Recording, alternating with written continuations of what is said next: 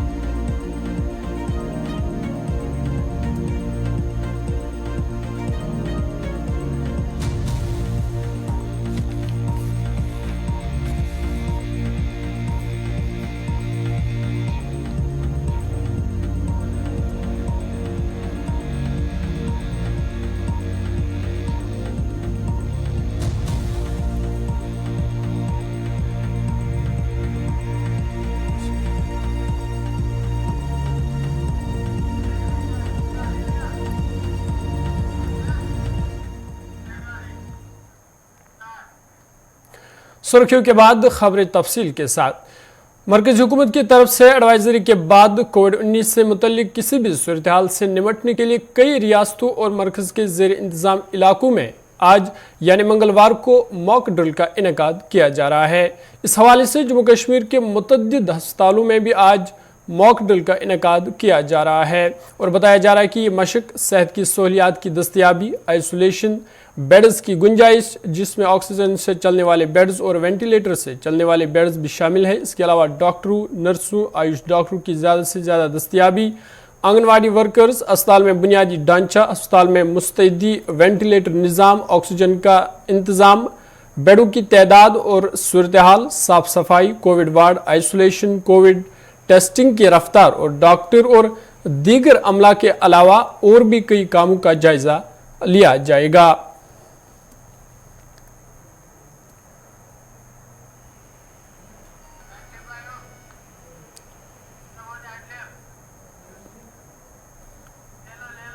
इस खबर पर मज़ीद तफसील के लिए हमारे नुमाइंदे भी हमारे साथ ज्वाइन किए हुए हैं। श्रीनगर से हमारे नुमाइंदे फ़िदा हुसैन हमारे साथ है, वहीं शुमाली कश्मीर से शमीम हमारे साथ है। सबसे पहले फ़िदा, आपके पास आना चाहूँगा। इस वक्त आप अस्पताल में मौजूद है, तो किस तरह के इंतजामात मॉक ड्रिल के हवाले से किए गए हैं?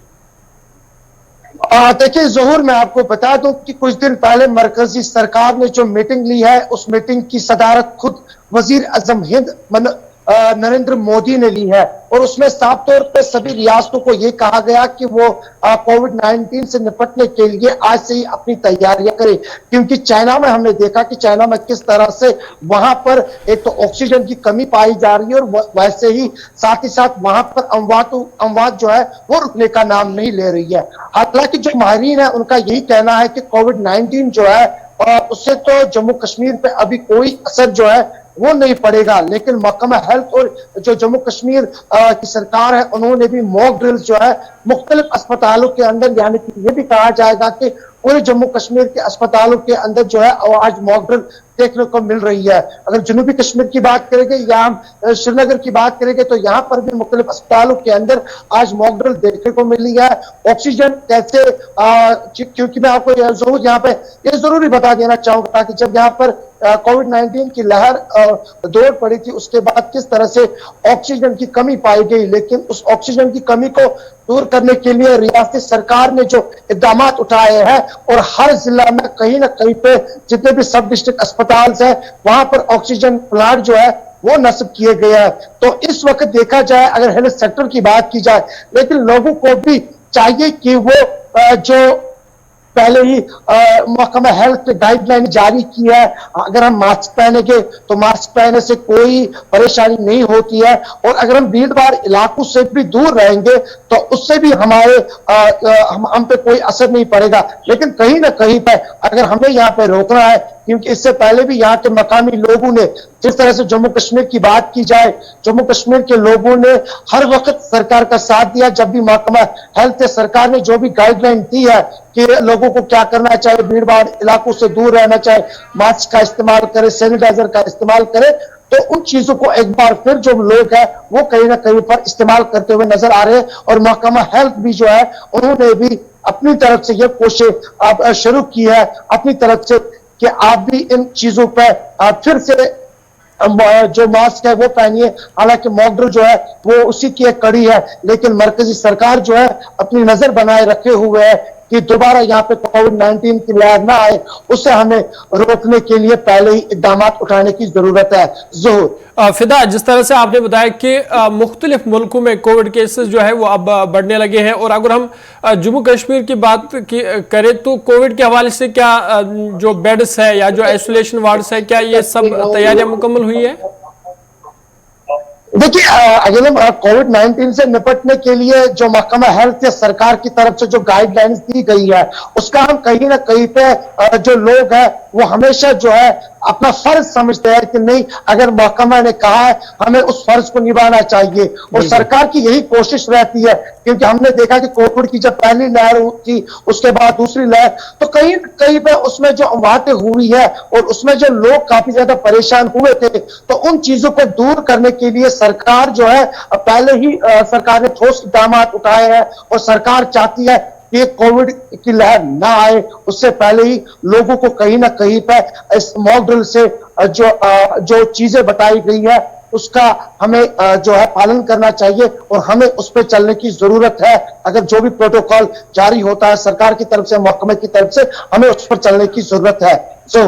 शुक्रिया फिदा। तो नाज़रीन, अब शुमाली कश्मीर आपको लिए चलते हैं, जहां हमारे नुमाइंदे शमीम हमारे साथ ज्वाइन किए हैं। शमीम, बताइएगा कि मॉक ड्रिल के हवाले से किस तरह के इंतजाम किए गए हैं?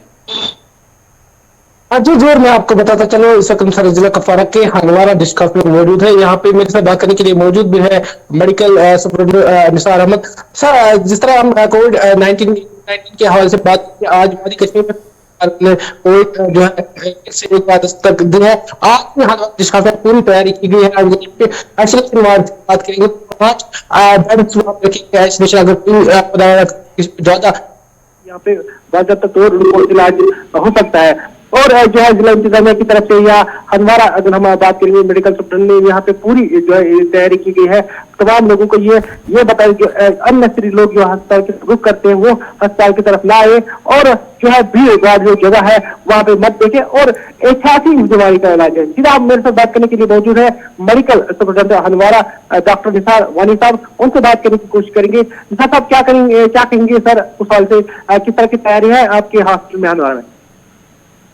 जी शुक्रिया, आप बात कर रहे हैं हमारे साथ। मैं लोगों से अपील करता हूं, क्योंकि पिछले कुछ दिनों से हम देख रहे हैं कि कोविड जो केसेस बढ़ रहे हैं, हमारे यूटी में भी कुछ केसेस बढ़े हुए हैं, और एडमिनिस्ट्रेशन से हम एक हिदायत मिली थी कि हम मॉक ड्रिल करें, हमें चेक करें कि हम क्या कर सकते हैं। पिछले 1-2 दिन से देख रहे हैं हमारे जो लॉजिस्टिक्स है, हमारा मैन पावर है वो एडुकेट है, उनकी ट्रेनिंग हुई है। जो नए लोग आए हैं कोविड के बाद इसी साल जो हमारे साथ जुड़ चुके हैं, उनकी हम ट्रेनिंग दे रहे हैं। और हमने जो आइसोलेशन वार्ड ऑलरेडी कायम किया हुआ है, वहाँ पे 5 बेड हमने रखे हैं जो फुली ऑक्सीजन सपोर्टेड बेड्स हैं। वहाँ पे वेंटिलेटर भी अवेलेबल है, वो सिलेंडर वाला ऑक्सीजन भी, और कंसनट्रेटर भी अवेलेबल है। वहाँ पे दूसरी जो मेडिकेशन हमारी दूसरी लॉजिस्टिक जो होती हैं, मेडिसिन सप्लाईज वगैरह, वो सारा अवेलेबल है। हमारे पास सैनिटाइजर, मास्क, ग्लव्स, या जो हम कोविड-19 किट्स जो हैं, रैपिड एंटीजन टेस्ट और RT-PCR, वो किट्स भी हमें वाफिर मिकदार में मौजूद हैं। और पिछले 1-2 दिनों से ही हमने जो टेस्टिंग है उसमें हमने तेजी लाई, और लोग जो आते हैं हमारे पेशेंट यहाँ होते हैं अटेंडेंट, उनसे हम बाकायदा उनकी टेस्टिंग करवाते हैं, चाहे हमारा पोस्ट ऑपरेटिव वार्ड हो या गायनी सेक्शन में, या जो रूटीन हमारा OPD है वहाँ पे जो लोग आते हैं, तो हमने टेस्टिंग में तेजी लाई है। तो आपके वसातत से मैं लोगों से ये गुजारिश करता हूँ कि ज्यादा भीड़ भाड़ वाले इलाकों में ना आए, हॉस्पिटल में अगर पेशेंट को जरूरी आना है तो एक ही एटेंडेंट उनके साथ आए, क्योंकि जो हमने पिछले कई सालों से देखा है कि कोविड वहां बढ़ता है जहां भीड़ होती है। अगर हम भीड़ से दूर ही रहेंगे तो इंशाल्लाह कोविड हमें ज्यादा अटैक नहीं कर पाएगा। लोगों से ये गुजारिश है कि कोविड अप्रोप्रिएट बिहेवियर वो अपनाएं। जो सोशल मीडिया में या इलेक्ट्रॉनिक और प्रिंट मीडिया में हम हमेशा बात करते रहते हैं कि 2 गज की दूरी बनानी है, या मास्क वगैरह पहनना है और सैनिटाइजर का इस्तेमाल करना है, या अपने हाथ साबुन से धोने हैं।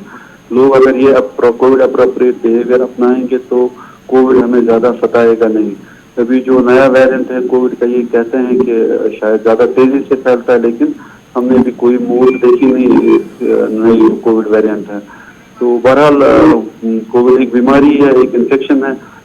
लोगों से ये भी गुजारिश है कि अगर उन्होंने कोविड वैक्सीन नहीं करवाया या पार्शली वो वैक्सीनेटेड है, वो हमारे पास आए। कोविड वैक्सीनेशन का जो पूरा डोज है वो ले ले, या एडिशनल डोज भी हम देते हैं। जो फ्रंट लाइन वर्कर्स हैं, जो हम या हमारे जो हेल्थ केयर वर्कर्स हैं, उनके लिए एडिशनल डोज भी अवेलेबल है।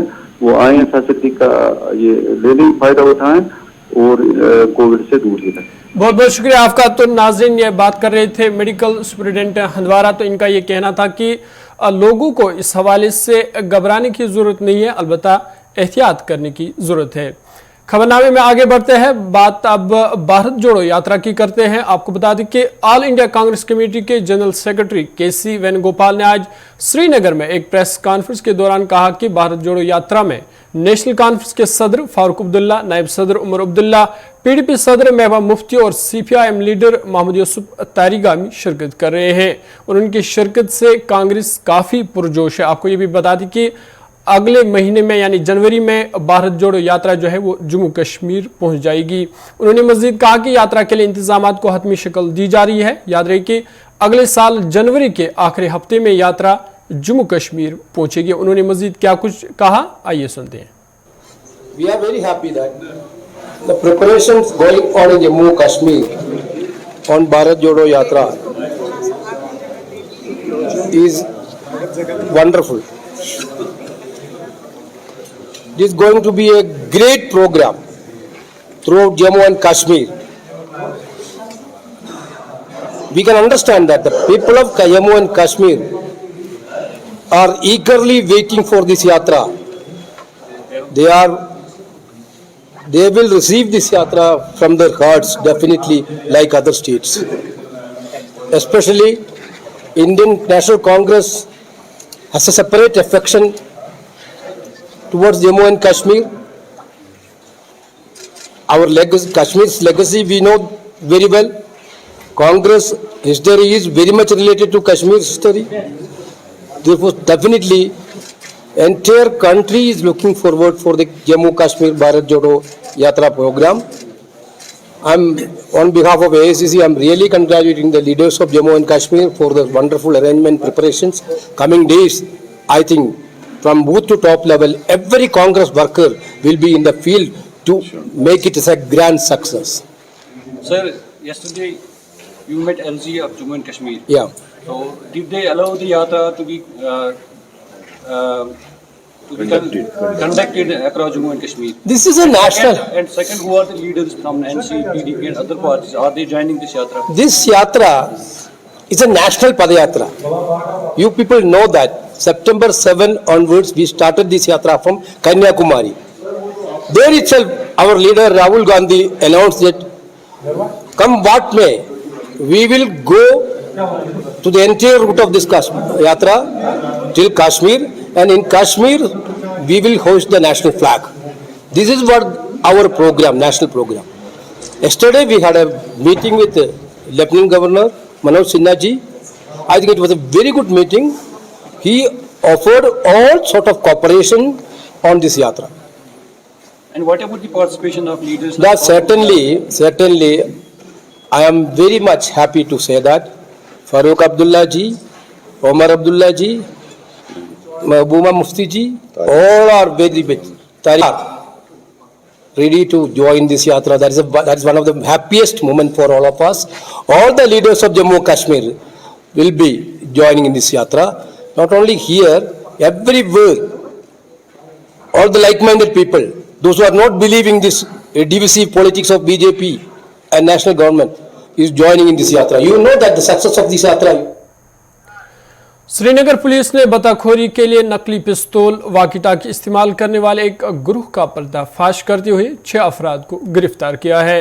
पुलिस स्टेशन जकोरा ने बताखोर के 6 रुकनी गैंग को गिरफ्तार कर लिया। पुलिस का कहना है कि मुख्तलिफ इलाकों में सरगर्म बताखोरी में मुलव्वस एक गैंग को बेनिकाब करते हुए गिरफ्तार किया गया, जो कि नकली पिस्तौल, वाकी-टाकी सेट, यूनिफॉर्म और दीगर चीजों का इस्तेमाल करते हुए लोगों को डरा धमकाकर पैसे बटोरते थे। गिरफ्तार अफराद के कब्जे से 2 गाड़ियां भी जब्त कर ली गई है। गिरफ्तार अफराद की शिनाख्त जकोरा के रहने वाले मिर्जा जुबैर बेग, रेनावारी के रहने वाले मुसैब अहमद बाबा, रेनावारी के गौहर रसूल, नौपोरा खानियार के कासिम उमर, अवंती बाउन के आमिर फारूक डार, इलाहीबाग के साजिद जहूर खान के बतौर हुई है। पुलिस ने इस हवाले से केस दर्ज करके मजीद तहकीकात शुरू कर दी है।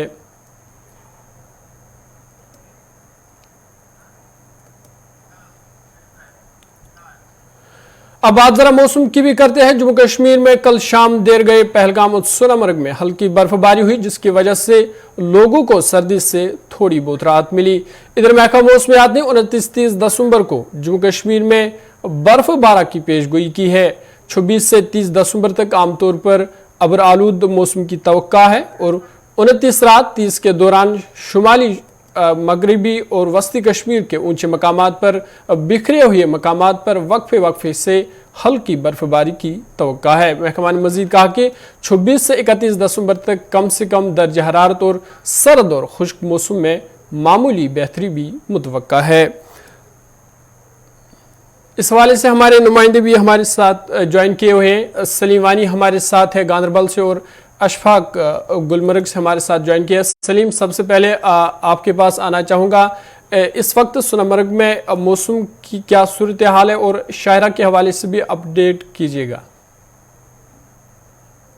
तो श्रीनगर राजमार्ग की बात करेंगे, वो खुली है 10:30 बजे। जो मिनी मर्ग से गाड़ियों को श्रीनगर की तरफ इजाजत मिली है, क्योंकि सुबह जो फिसलन होती है उस टाइम किसी को भी इजाजत नहीं मिलती है श्रीनगर ले जोजिला के पास।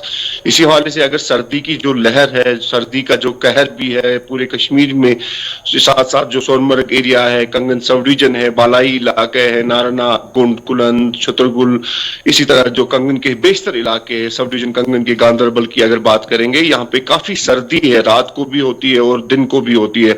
और अगर सुबह की बात करेंगे तो -7 -8 होता है। लेकिन साथ साथ आज मौसम खुशगवार है। आज यहाँ पे बड़ी धूप भी है, लेकिन साथ साथ धूप के साथ एक हवा भी चल रहा है, एक ठंडी लहर भी चल रही है हवा की। तो साथ साथ अगर बात करेंगे तो कल यहाँ पे सोनमर्ग में हल्की सी बर्फबारी जो आपने वीडियो में भी देखा, इसलिए कल प्रशासन को आधे घंटे के लिए रोड को भी बंद करना पड़ा। उसके बाद ही प्रशासन ने फैसला लिया कि कल सुबह गाड़ियों को इजाजत मिलेगी और आज 10:30 बजे मिनी मर्ग से नीचे की तरफ गाड़ियों को इजाजत मिली। सर्दी का जो यहाँ पे इस टाइम फैला है, सब पूरी कश्मीर ने को लपेट में लिया है। बहुत ही ठंड है। जो यहाँ के बुजुर्ग लोग हैं उनको काफी सारी तकलीफ होते हैं, क्योंकि इस सर्दी से काफी मतलब सुबह भी जब फजर की नमाज को जाते तो उस टाइम पता चलता है कि कितनी सर्दी है। लेकिन अब क्या करें, ये अल्लाह का मंशा है, अल्लाह की जात के ऊपर ये उसको कोई नहीं कर सकता है, क्योंकि जब फैसला लेगा तो वही सुपर पावर है। और अल्लाह ताला से यही रुजू है, हर किसी की दुआ में ही है। आजकल मस्जिदों में भी दुआ मांगते हैं कि ये खुशहाली जो है ये अब टूटनी चाहिए, यहाँ पे कुछ न कुछ गिरना चाहिए, चाहे बर्फबारी हो या बारिश हो। अब उसी के इंतजार में है कि अल्लाह ताला इस चीज को, हमारी दुआ को कबूल करे। सलीम, आपके पास फिर आना चाहूंगा, लेकिन इशफाक भी हमारे साथ है। इशफाक, खबरनामे में आपका खैर मकदम है। बताइएगा मौसम का क्या हाल है और जिस तरह से कल बर्फबारी हुई, इस हवाले से सयाहों का क्या कहना है? कितनी खुशी की बात है सयाहों के लिए? जो जिस तरह से महकमा मौसमियात ने पेशन गोई की के बाद में हल्की बर्फबारी हो सकती है साबित हुई और सयाहत इमकाम गुलमर्ग के अफरोट पहाड़ी और पहलगाम और सोनमर्ग में हल्की बर्फबारी हुई है। और हल्की बर्फबारी होने के साथ लोगों की ये उम्मीद थी कि शायद सर्दी में उन्हें जो है सर्दी से निजात मिल सकता है। लेकिन एक बार फिर इस बर्फबारी ने जो है यकबस्ता हवाओं को दोबारा जन्म दिया है और यहाँ पर यकबस्ता हवाएं जो अभी चल रही हैं उससे कहीं ना कहीं जो मकामी लोग हैं उन्हें काफी परेशानियों का भी सामना करना पड़ता है। वही अगर सयाहत इमकाम गुलमर्ग की बात करें, यहाँ पर भी आज रात का तापमान था वो -5 तक चला गया और यहाँ पर अभी जो सयाहों की तादाद के हवाले से हम बताएंगे कि इस वक्त सयाहों की काफी तादाद जो गुलमर्ग में नए साल की तैयारियां चल रही हैं। महकमा सयाहत ने पहले ही 5 विंटर कार्निवल को हरी झंडी दिखाई है। उस हवाले से यहाँ पर सयाहों की तादाद में काफी इजाफा देखा जा रहा है। जरूर बहुत शुक्रिया आपका इशफाक, और सलीम आपका भी बहुत बहुत शुक्रिया। तो नाज़रीन आगे बढ़ते हैं। इधर जम्मू कश्मीर में हादसों का न थमने वाला सिलसिला जारी है। जिला रामबन के सीरी इलाके में गुज़िश्ता शब पेश आए एक सड़क हादसे में एक टैंकर ड्राइवर लुक में अजल बन गया। सरकारी ज़राए ने बताया कि रामबन के सीरी इलाके में ईंधन से लदा एक टैंकर पीर और मंगल की दरमियानी शब हादसे का शिकार होकर गहरी खाई में जा गिरा। ज़राए ने बताया कि हादसे में टैंकर ड्राइवर मौका पर ही लुक में अजल बन गया। उन्होंने बताया कि हादसे की इत्ला मिलती ही बचाव कार्रवाई शुरू की गई, ताहम जाए हादसा से ड्राइवर की लाश बरामद कर ली गई और कानून व तिबी लवाजमात मुकम्मल करने के बाद अहलखाना की सुपर्द कर दी गई। मुतवफ़ी की शिनाख्त समीर अहमद रथिर वल्दे गुलाम अहमद साकिना हारी प्रेगाम त्राल की बतौर हुई है। मुतवफ़ी के अहलखाना ने बताया कि समीर अपनी कुंबे का अकलौता बेटा था। इसकी हादसाती मौत की खबर फैलती ही इलाके में कोहरा मच गया। इधर पुलिस ने इस सिलसिले में एक मुकदमा दर्ज कर लिया है और हादसे की वजूहात का पता लगाया जा रहा है।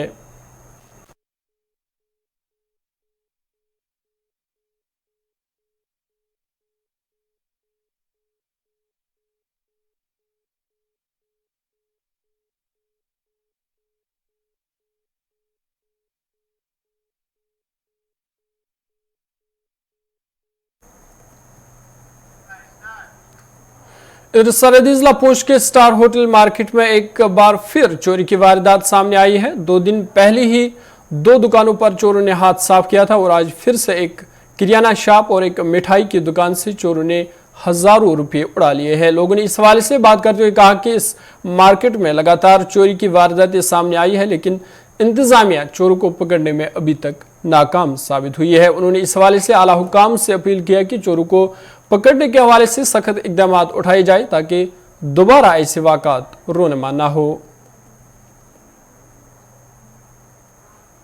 के बिल्कुल सामने ये दोनों दुकानें एक साथ हैं और उसने इतनी बुरी तरह से ये चोरी की है, पता नहीं उसके पास कौन सा ये सामान है कि दोनों ताले अपनी अपनी जगह लगे हुए। उसने बड़ी कोशिश की, नहीं टूटे, और उसके बाद उसने चप्पल लगा के तो दोनों दुकानों को तोड़ा है।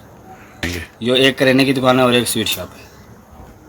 हाँ, हम गए अपनी अपनी दुकान के अंदर, मैं भी गया, ये अंकल जी भी गए जिनकी ये दूसरी दुकान है। तो कितनी अंदर से भी कुछ सर गया कि? देखो जी, कुछ ज़रूरी डॉक्यूमेंट, मेरी गाड़ी की 2 RC हैं और कुछ आधार कार्ड थे, दुकान के खाते शाते थे, एक वो तो पूरा गला ही ले गया मेरी दुकान से, और कुछ चेंज पड़ी थी, पैसे कुछ मंदिर में पैसे रखे थे वो सारे ले गए। तो मेरी कोई 12 से 15 हज़ार के बीच में है। मेरी ये दुकान है किराने की अपनी। मैं अंदर जैसे ही घुसा तो उन्होंने जो अंदर मतलब कैश तो हम इतने रखते नहीं, 20-25 हज़ार कैश होती है, कैश तो अंदर है ही नहीं बिल्कुल भी, और मतलब डॉक्यूमेंट वगैरह भी ले गए। और उन्होंने ये मतलब सेंटर लॉक लगे, इतने मतलब चोर बड़े हैं कि उन्होंने सेंटर लॉक छोड़े ही नहीं है, सेंटर से ही शटर को तोड़ दिया उन्होंने। 2 दिन पहले चोरी हुई है यहाँ पे, कोई मतलब एडमिशन है नहीं है, पुलिस मतलब गार्ड लगी, कोई देखता ही नहीं है। रात दिन दोपहर इतनी चोरी हुई है तो बंदा क्या करेगा, बंदा सेव ही नहीं है बिल्कुल। सुबह यहाँ वॉक करने जाता हूँ तो अभी मैं वही जा रहा था, देखा यहाँ पर बड़ी भीड़ थी तो 2 दुकानों का शटर टूटा हुआ है। यहाँ सुनने में ये आया कि 2 दिन पहले भी यहाँ दुकानें टूटी और देखा जाए तो कुल मिला के पीछे 6-7 महीने से चोरियां बड़ी हो रही हैं पुलिस के अंदर।